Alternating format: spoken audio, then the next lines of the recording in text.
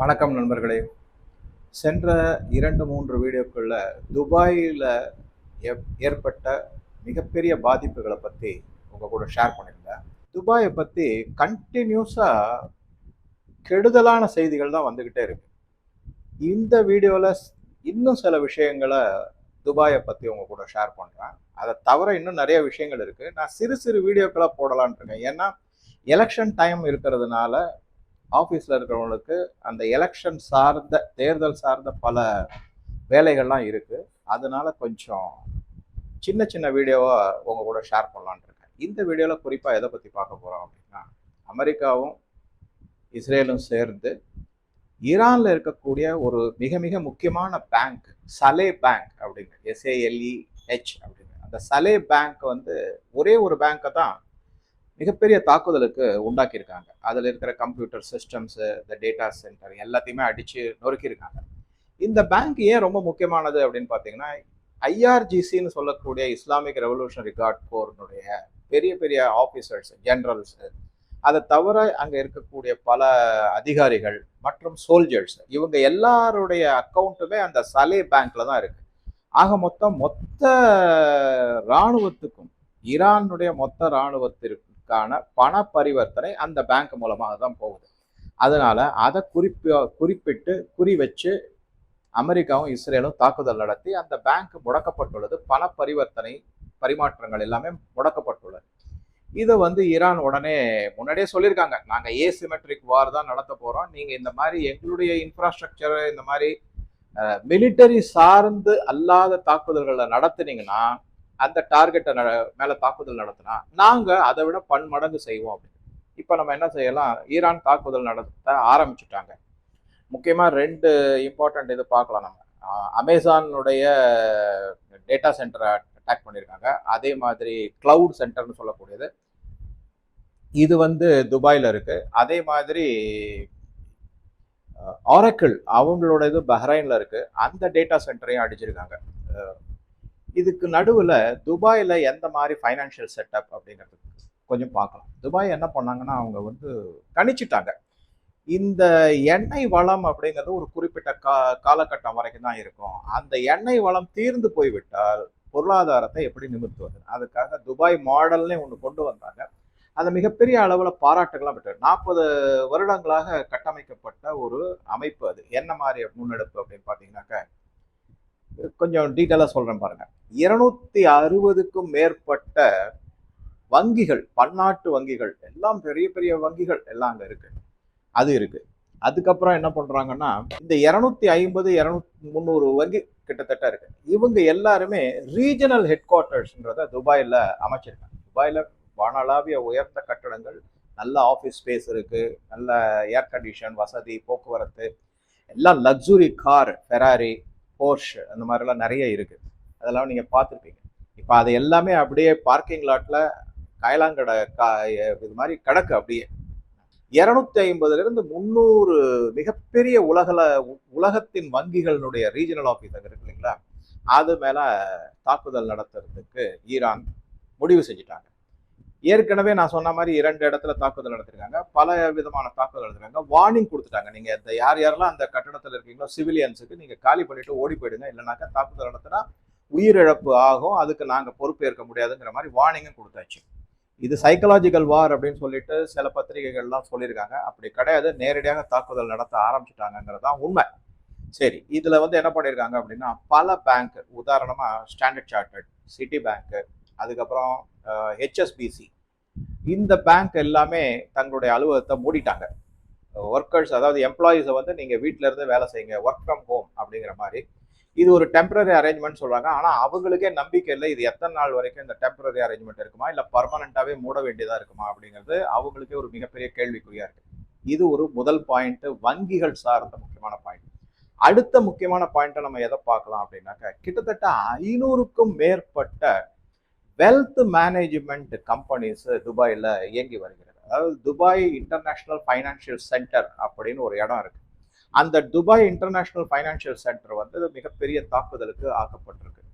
மிசைல்ஸோ ட்ரோன்ஸோ வச்சு அந்த கட்டடத்துல பல இடங்கள் எல்லாம் தீப்பற்றி எரிகிறது. அதனால என்ன பண்ணிட்டாங்கன்னா, இந்த 500 வெல்த் மேனேஜ்மெண்ட்டும் டெம்பரரியா நாங்க ஆஃபீஸ்லாம் க்ளோஸ் பண்றோம்னு சொல்லிட்டு மூடியிருக்காங்கன்ற தகவல் வந்திருக்கு. இதெல்லாம் பத்திரிகையில ஏற்கனவே வந்தாச்சு இந்த தகவல்.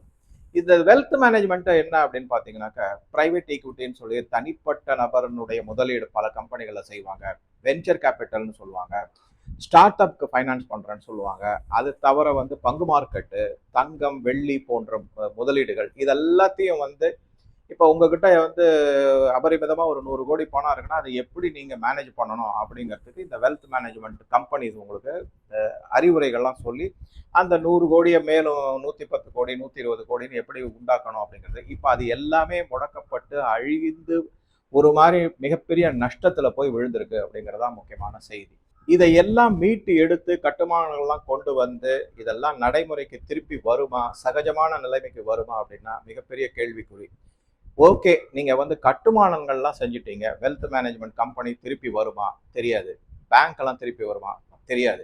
எதனால தெரியாது அப்படின்னா, கட்டடங்களை கட்டிடலாம், ஆனா துபாய் வந்து இருக்கிறதுலே மிக மிக பாதுகாப்பான இடம் எல்லா விதத்திலையும் அப்படின்றதும், அங்க வந்து ஒரு மிக மிக அருமையான வாழ்வியல் முறை இருக்கு அப்படிங்கிறதும் இப்ப சிதைக்கப்பட்டுள்ளது. இந்த நம்பிக்கை திருப்பி திருப்பி நான் அதைத்தான் சொல்றேன், கான்பிடன்ஸ் அண்ட் ட்ரஸ்ட் அது அடியோட ஒழிக்கப்பட்டுள்ளது.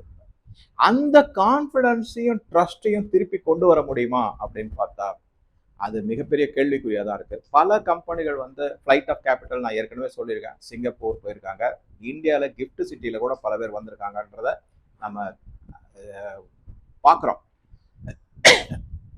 இதுக்கு அடுத்ததா துபாயினுடைய பொருளாதாரம் நான் சொன்ன மாதிரி இந்த எண்ணெய் சார்ந்து இல்லாம வேற மாதிரி ஒரு பொருளாதாரத்தை எப்படி முன்னெடுக்கணும் அப்படிங்கிறதுக்கு துபாய் வந்து 40 ஆண்டு காலமாக கட்டமைக்கப்பட்ட ஒரு மாடல் அப்படிங்கிறாங்க. அந்த மாடல்ல எதெல்லாம் ரொம்ப ரொம்ப முக்கியமானது அப்படின்னா, இந்த ஃபைனான்சியல் சர்வீசஸ் வந்து கிட்டத்தட்ட 12% துபாயினுடைய பொருளாதார வளர்ச்சி ஜிடிபி கிராஸ் டொமஸ்டிக் ப்ராடக்ட்ல 12% அதனுடைய பங்கீடு இருக்கு. அதே மாதிரி கன்ஸ்ட்ரக்ஷன் அப்படின்னு பாத்தீங்கன்னா மிகப்பெரிய வானளாவ கட்டிடம், புர்ஜ் கலீஃபாலாம் உலகத்திலேயே மிக உயரமான கட்டிடம். அது வந்து கிட்டத்தட்ட ஒரு 6% ஜிடிபிக்கு பங்கு கொடுக்குது. அதுக்கப்புறமா பாத்தீங்கன்னாக்கா இந்த ரியல் எஸ்டேட்னு சொல்லக்கூடியது, நான் ஏற்கனவே பல வீடியோ சொல்லியிருக்கேன், பல பேர் வந்து பணம் நிறைய இருக்கிறவங்க எல்லாம் இந்த பாலிவுட், கோலிவுட், டோலிவுட் அதை தவிர பல பணக்காரர்கள் எல்லாம் கொண்டு போய் துபாயில வீடு வாங்குறது, இல்ல நிலம் ஏதாவது பிளாட் வாங்குறது, ஆஃபீஸ் ஸ்பேஸ் வாங்குறது, அந்த ரியல் எஸ்டேட்டை அது வந்து கிட்டத்தட்ட ஒரு 8% துபாயினுடைய பொருளாதார வளர்ச்சிக்கு கான்ட்ரிபியூஷன் கொடுக்குது அப்படிங்கிறத பார்க்குறோம். இது எல்லாத்தையும் விட இன்னொரு மிக மிக முக்கியமானது என்ன, டூரிசம். அது கிட்டத்தட்ட 15% துபாய்க்கு வருமானத்தை கொடுக்குது, ஜிடிபியில பங்காற்றுகிறது அப்படிங்கிறது. இதை எல்லாத்தையும் விட இன்னொரு முக்கியமானது ட்ரேடு.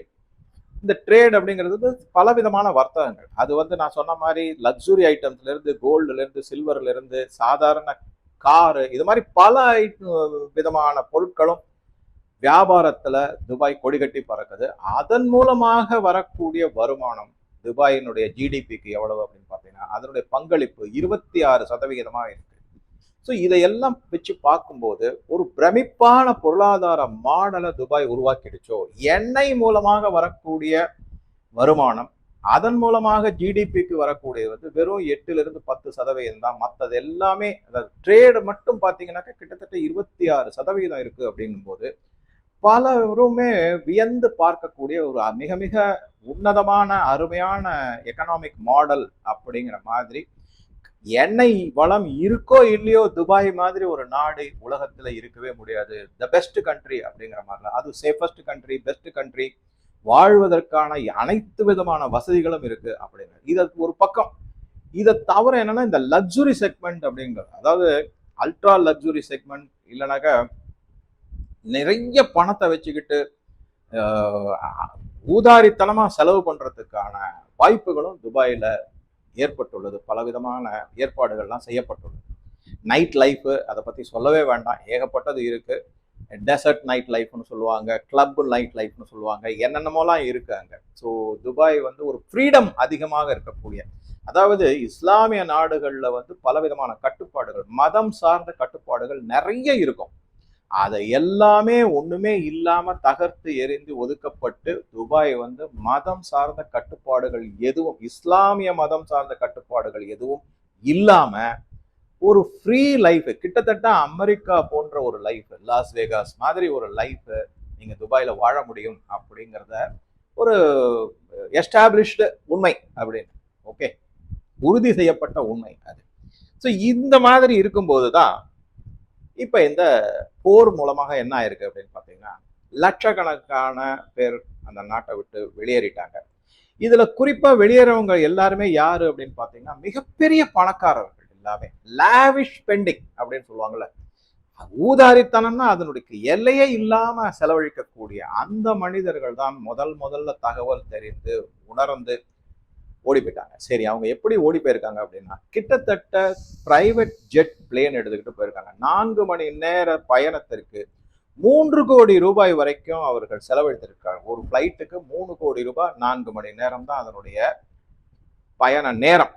அந்த மாதிரி துபாயை விட்டு வெளியே வேற நாடுகளுக்கு ஓடி போயிட்டாங்க. சரி, கடைசியில யாரு சார் அப்படியே போட்ட மாதிரி அவங்களுடைய வீடு அப்படியே இருக்கு, அவங்களுடைய அந்த வீட்டுல அவங்க சேர்த்து வைத்த சாமான்கள் எல்லாம் அப்படியே இருக்கு, எல்லாமே லக்ஸுரி ஐட்டம். அதே மாதிரி அவர்களிடம் இருக்கக்கூடிய பல விதமான லக்ஸுரி கார்கள் எல்லாம் அப்படியே பார்க்கிங் லாட்ல கயலங்கடை மாதிரி கிடக்கு அப்படிங்கிறது தான் போட்டோஸ், வீடியோஸ் எல்லாமே வந்திருக்கு. ஏன்னா தொடர்ச்சியாக ஈரான் துபாய் மேல தாக்குதல். ஈரானை பொறுத்த வரைக்கும் துபாய் தான் முதல் குறி, டார்கெட். அடிச்சு நொறுக்கிக்கிட்டு இருக்காங்க. மற்ற நாடுகளை விட பஹ்ரைனோ ஒமானோ அதுக்கு தனி ஸ்டோரி இருக்கு. ஒமானுக்கும் பஹ்ரைனும் ஈரான் அந்த அளவுக்கு ஏன் தாக்குதல் செய்யலை அப்படிங்கிறதுக்கு ஒரு தனி ஸ்டோரி இருக்கு. அதை நான் அவங்க கூட ஷேர் பண்றேன் அடுத்த வீடியோல.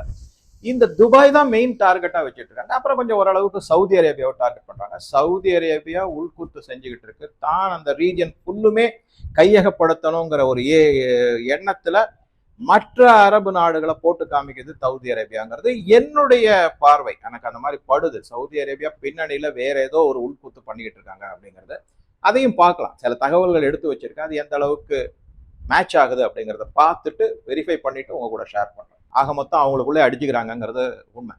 ஸோ இந்த மாதிரி கடைசியில யார் கஷ்டப்படுறாங்க அப்படின்னு பார்த்தீங்கன்னாக்க, அங்க இருக்கிற சாதாரண கூலி தொழிலாளிகள்.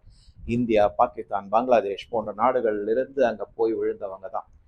வாழ்வு ஆதாரத்துக்காக அவங்க போயிருக்காங்க. ஏதோ இந்தியாவை விட ஒரு 2 மடங்கு 3 மடங்கு சம்பளம். ஆனா அவங்க படுற அவஸ்தையை பத்தி நம்ம கேள்விப்பட்டோம்னா, நிறைய பேர் திரும்பி வரவங்களெல்லாம் கேட்டீங்கன்னாக்க, சார் டிரைவர்னு சொல்லி கூட்டு போறாங்க, ஒட்டகம் மேய்க்க விட்டுருவாங்கன்றாங்க, பாஸ்போர்ட்டை பிடுங்கி வச்சுட்டுருவாங்க, நீங்க வந்து அடிமை மாதிரி அங்க வேலை செய்யணும் அப்படின்வாங்க. இந்த மாதிரி பல தகவல்களை நான் பல பேரை கேட்டிருக்கேன். அவங்களுடைய நேரடி அனுபவத்தை எங்களோட ஷேர் பண்ணியிருக்காங்க. எப்படியோ தப்பிச்சேன் பழச்சேன்னு திரும்பி வந்தவங்க. இது ஒரு பக்கம் இருக்கு. இதுல இப்ப குறிப்பா என்ன அப்படின்னு முக்கியமான பாயிண்ட் அப்படின்னு பாத்தீங்கன்னா, துபாயை ஒரு மாடல், ஒரு பொருளாதார மாடலாக மற்ற நாடுகள், அதாவது சவுதி அரேபியா, பஹ்ரைன், அதுக்கப்புறம் கட்டார், இவங்க எல்லாம் நினைச்சுக்கிட்டு இருந்தாங்க. அந்த மாதிரி நினைச்ச போது அவங்க என்ன பண்ணாங்கன்னா, தோஹா, ஜெட்டா, அதுக்கப்புறம் ரியாத், இந்த நகரங்களை துபாய் மாடல் பேஸ்ல கொண்டு வரணும், முன்னெடுத்து வரணும், அதை வளர்ச்சியை எல்லாம் முன்னெடுத்து செய்யணும். அதே மாடல்ல எண்ணெய் சார்ந்த பொருளாதாரம் அல்லாத மற்ற வர்த்தகம், டூரிசம், இதை சார்ந்த பொருளாதாரமா மாற்றணும் அப்படின்னு எடுத்துக்கிட்டு வந்த முன்னெடுப்பு எல்லாமே இப்ப அப்படியே நொறுங்கி விழக்கூடிய நிலைமையில இருக்கு. முக்கியமான செய்தி என்ன அப்படின்னு பாத்தீங்கன்னாக்க, இவங்க வந்து இந்த மாதிரி ஒரு ஊதாரித்தனமான அல்ட்ரா லக்ஸுரி வாழ்க்கையில இறங்கினதுனால இவங்க கிட்ட வந்து ஒரு நல்ல இராணுவ வீரர்களோ இல்ல இராணுவ படையோ வேற மாதிரி மிலிட்டரி அப்படிங்கிறது எதுவுமே இல்லாம இருக்கு. இதனால இந்த நாடுகள் எல்லாமே என்ன பண்ணிட்டாங்கன்னா, எண்ணெய் வியாபாரத்தை அமெரிக்காவுக்கு வித்து அவங்க கிட்ட இருந்து ஆயுதங்களை வாங்கி தங்களுடைய பாதுகாப்பை அடுத்த நாட்டுக்கு அடகு வச்சுட்டாங்க. அவுட் சோர்சிங் மாதிரி பண்றதுக்கு ஒரு படி மேல போய் அடகே வச்சுட்டாங்க. அதனால என்ன ஆயிருக்கு அப்படின்னா, பல விதமான சங்கடங்கள் இந்த அரபு நாடுகளுக்கு வந்துள்ளது. அமெரிக்கா வந்து நாங்க உங்களுக்கு முழுமையான பாதுகாப்பு கொடுப்போம் என்பதிலிருந்து முழுமுற்றாக தவறிவிட்டது. அதுல அடுத்த வீடியோல சில தகவல்களை உங்க கூட ஷேர் பண்றேன். இந்த மாதிரி சிச்சுவேஷன்ல தான் சவுதி அரேபியா போய் பாகிஸ்தானோட ஒரு ஒப்பந்தம் போட்டிருக்காங்க. நீங்க எங்களுக்கு பாதுகாப்பு கொடுக்கணும்னு. இந்த பாதுகாப்பு வந்து யமான்ல இருக்கிற ஹெச் ஒரு இயக்கம் இருக்கு. என்னால அந்த முழு பேரை சொல்ல முடியாது, ஏன்னா யூடியூப்ல மியூட் பண்றாங்க. அதனால என்ன பண்றேன்னா, ஹெச், யமான்ல இருக்கிற ஹெச் இயக்கம், அதற்கு எதிராக பாகிஸ்தானை நீங்க வந்து சவுதி அரேபியாவோட ஒரு பாதுகாப்பு ஒப்பந்தம் போடப்பட்டு, மிலிட்டரி ஒப்பந்தம் போடப்பட்டு ஸோ பாகிஸ்தான் வீரர்களுடைய திறமையும் அவங்கக்கிட்ட இருக்கிற பலவிதமான ஆயுதங்களோ அதனுடைய திறமையோ எல்லாமே நம்ம ஆப்ரேஷன் சிந்தூர் 1.0ல தெள்ள தெளிவாக ப்ரூவ் பண்ணிட்டோம். ஆனால் சவுதி அரேபியா எப்படி பாகிஸ்தானை நம்பி இறங்கியிருக்காங்கங்கிறது தெரியல. ஸோ இதெல்லாம் தான் இந்த துபாயை பற்றிய மிக மிக முக்கியமான செய்தி. இதை தவிர இன்னும் ஒரு சில செய்திகள் துபாயை பற்றி நிறைய வந்திருக்கு. அதையும் ஒரு வீடியோவை அவங்க கூட ஷேர் பண்ணுறேன். ஸோ உங்கள் கருத்துக்களை பதிவிடவும். நன்றி, வணக்கம்.